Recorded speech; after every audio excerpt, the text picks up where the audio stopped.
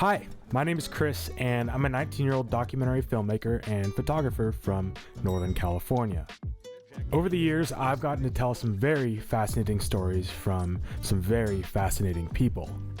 However, my favorite story isn't about someone else, and that story starts earlier this year.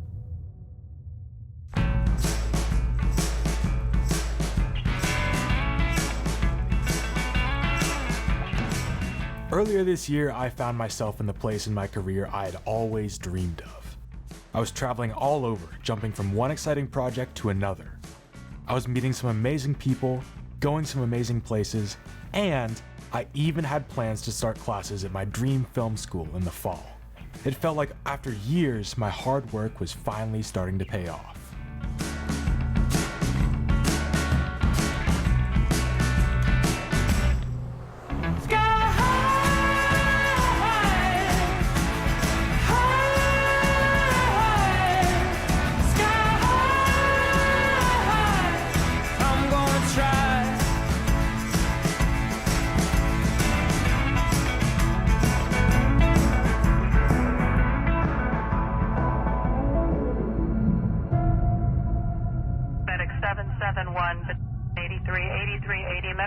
In a vehicle.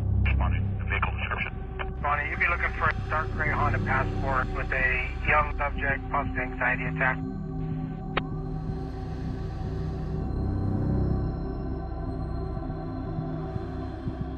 After a busy stretch of work in the early summer, I ended up burning out, which led me to have a panic attack while shopping in a store. For those who haven't had one, the best way I can describe it is your brain will do anything in its power to convince you that you are dying. Along with fear, panic attacks can also cause difficulty breathing, rapid heart rate, extreme nausea, dizziness, and extreme disorientation. For me, this situation was so distressing that I ended up developing panic disorder. People with panic disorder avoid the places or sensations that remind them of their previous panic attacks. So in my case, that included walking, driving, hiking, going in stores, and countless other mundane activities. With this in mind, I quickly became too anxious to even leave the house. By the time my move-in date for film school came around, I was in no shape to go, and I was forced to cancel my plans to move in. I found myself at home, scrolling through social media, watching all of my would-be classmates have the experiences that I was supposed to be having. And that led me to a bad place. After working for so many years to build up a portfolio to get into school, I felt like I had just blown my shot. My mental state continued to decline, so I knew if I didn't do something, I'd be in big trouble. So as the month of September approached, I turned to my deep love of landscape photography and came up with a plan. For each day of the month, I would go out and take a landscape photo. And for each photo, I'd venture out further and further from home in an attempt to open up my world. It would be 30 photos in 30 days.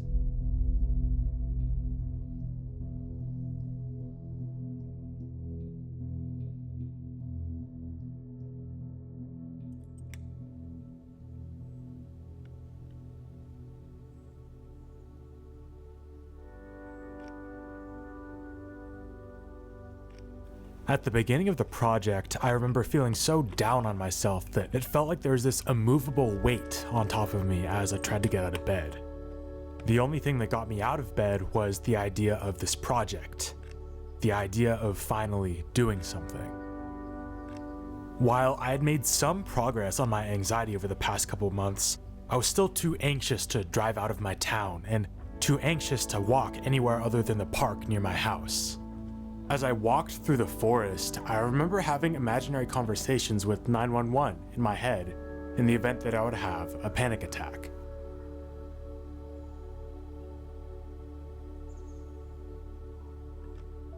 I soon found that when I put the camera to my eye, I was no longer ruminating on all the what-if scenarios in my head. The camera was like a door into the outside world in a time where I was so trapped in my own thoughts.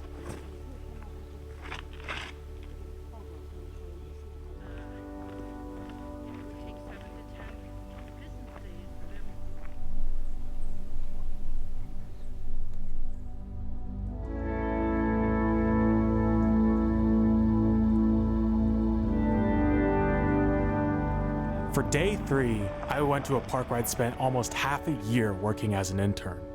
This was a place where I had hiked countless hours on the trails and driven trucks and felled trees, but now I was almost overcome with anxiety. It was hard to have that contrast being in a place where I was once so comfortable, yet now being so uncomfortable.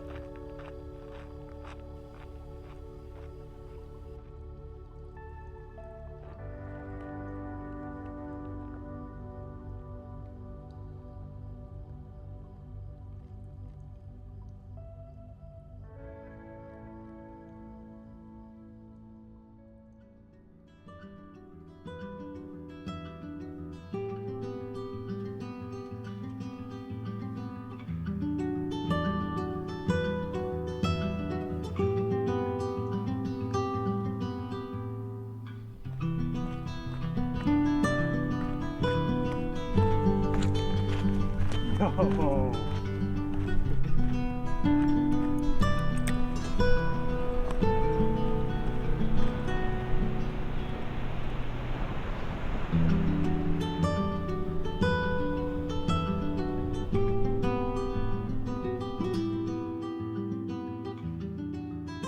By now, I started to build up some confidence. While I had had some rough moments, this had been 9 days where I hadn't had a panic attack, and 9 days where I'd gone out and taken a landscape photo. I started to push my limits and ventured to cities and landmarks that were further from home.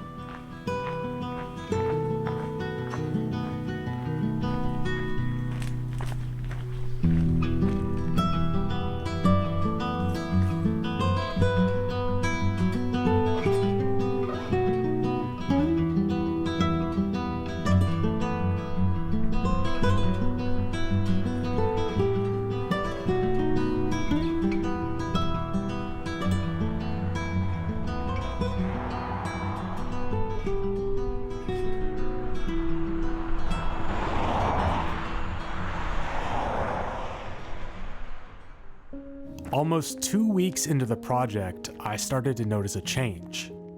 My outings became less about going out and getting the shot, and more about exploring and going on an adventure. Kind of like how things used to be for me.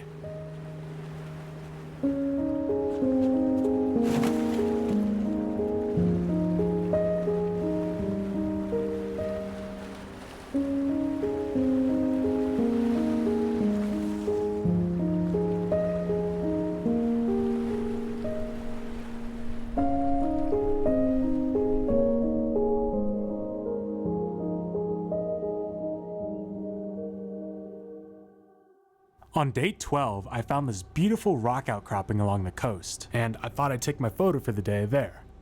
I placed my camera at the bottom of the rock with the timer and a tripod, and quickly ran to the top to pose and ran back down to check the photo. The thing about panic disorder is any sensation that reminds you of a panic attack can bring you anxiety or even cause another attack. So, as I got into the car, my attention went to my heartbeat. Why is my heart still beating so fast? I'm sitting down, it shouldn't be beating so fast. I'm in the car, I'm so far away from home.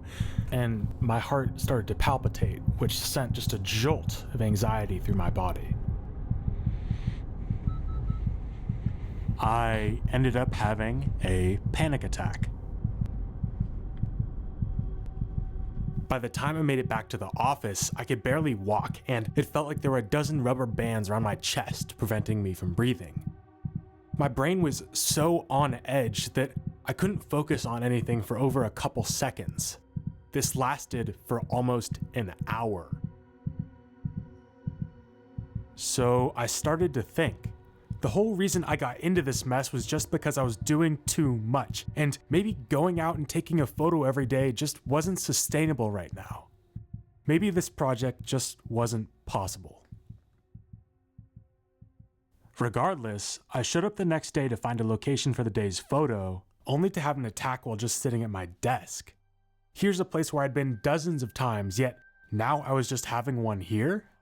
What was the point of going out and opening up my world if I'd still have an attack in a place like this?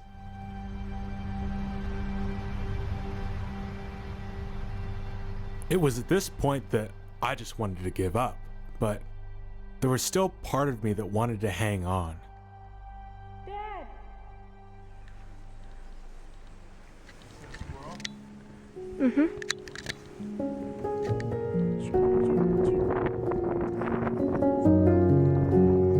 Longest day of the year.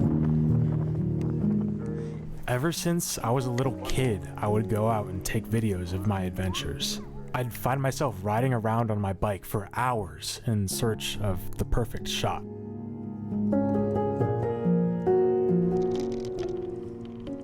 I thought of what younger Chris would do in this situation, after all of the work that I'd put into this project and my career. What would he want me to do?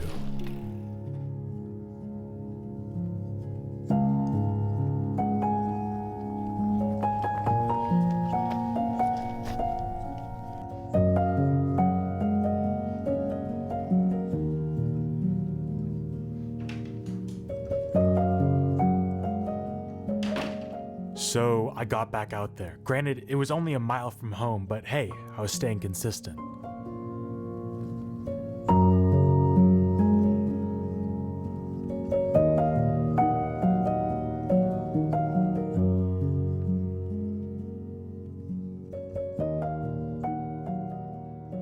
And thankfully, that consistency paid off.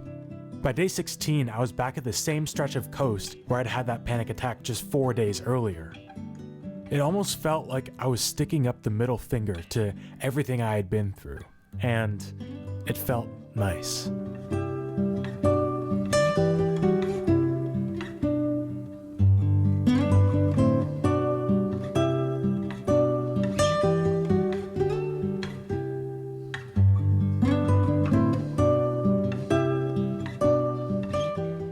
One of the things that I'd missed the most was going out on hikes. It's one thing to park your car somewhere and take a photo, but it's another to go out and fully immerse yourself in your surroundings. So I thought, you know what? Let's go out for a sunrise hike. And it was beautiful.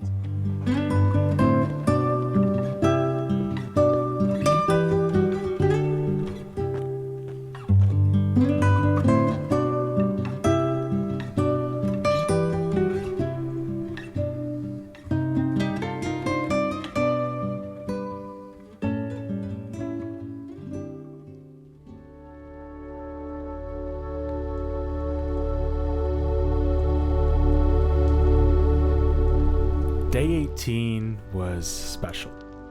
I went back to Armstrong Woods where I had started this whole project, and immediately I noticed a change.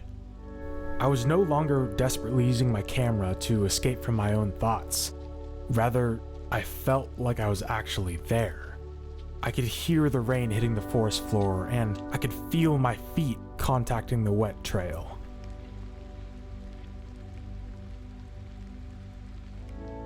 I felt at peace.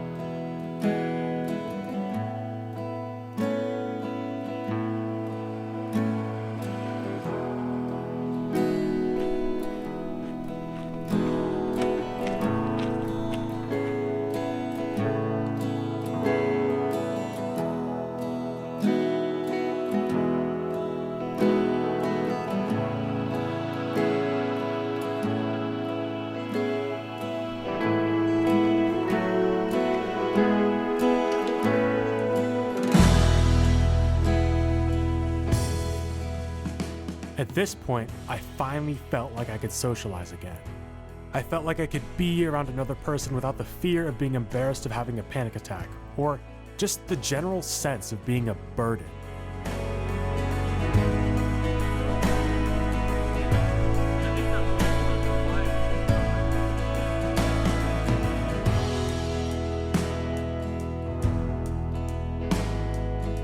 On day 26, I decided to push it.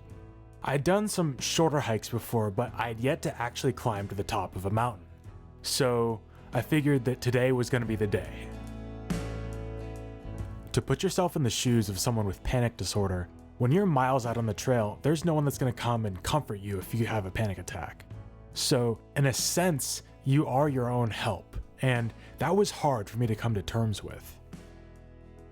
As I climbed higher and higher up the mountain, I noticed this sense of confidence grow inside of me. This sense of, if I can climb this mountain, what can I not do?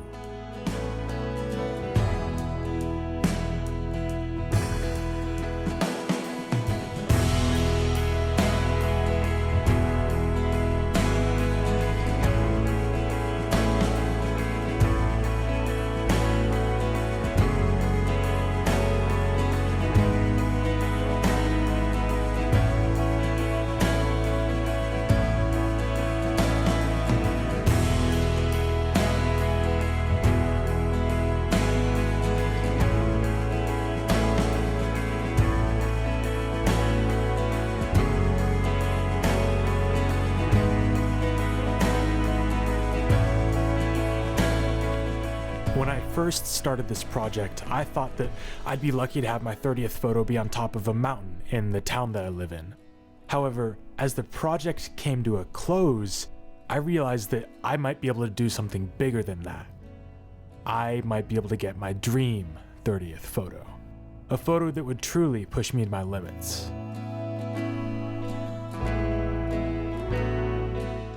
So, I hit the road.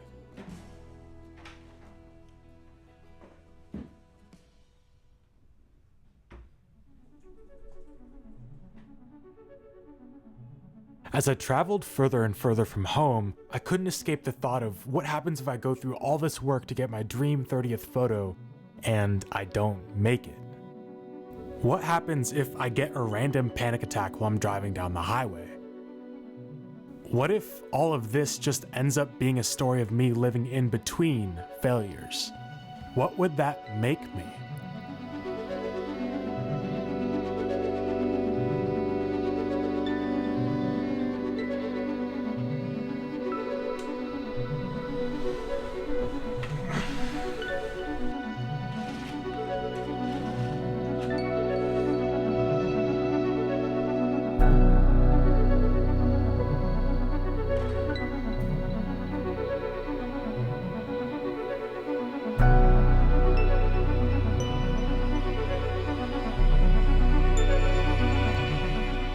As I drove to the location for my 30th photo, I couldn't help but wonder about the ripple effects that these past 30 days would have on my life.